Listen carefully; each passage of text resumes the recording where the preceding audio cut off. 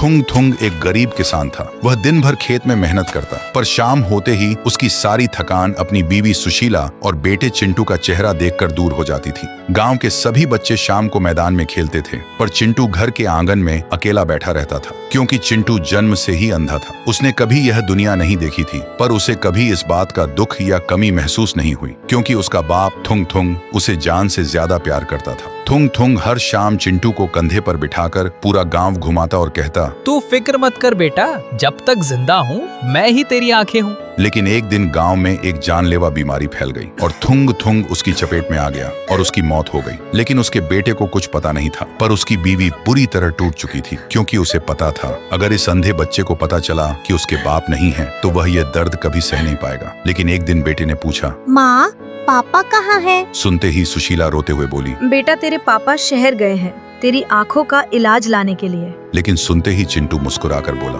माँ आप झूठ क्यों बोल रही हो?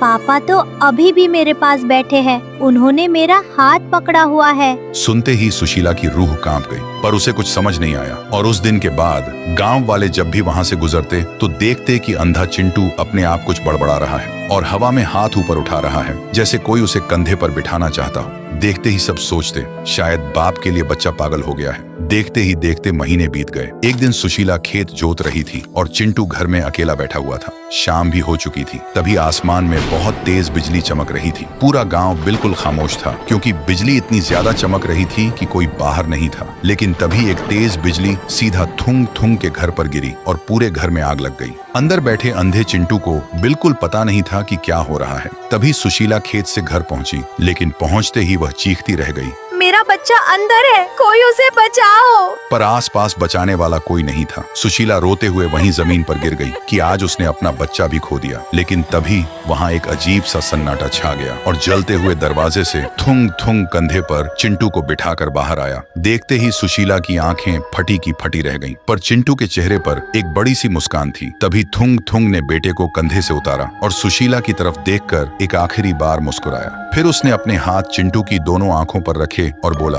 मैंने कहा था ना बेटा, जब तक जिंदा हूँ मैं तेरी आंखें हूँ, और आज अपनी आंखें तुझे देकर जा रहा हूँ। इतना कहते ही थुंग थुंग की रूह धीरे धीरे हवा में बिखरकर हमेशा के लिए गायब हो गई। सुशीला सदमे में थी, लेकिन तभी चिंटू ने अपनी आंखें खोली और इस दुनिया में पहली बार अपनी माँ का चेहरा देखा। देखते ही उसकी आंखों से आंसू बहने लगे। फिर वह मासूमियत से बोला, माँ आपने बोला था ना पापा मेरी आँखों का इलाज लेने गए हैं, देखो वो इलाज ले आए। तो दोस्तों, एक पिता अपनी सांसें हार सकता है, पर अपने बच्चे से किया वादा नहीं। इस सच्चे प्यार के लिए एक लाइक तो बनता है।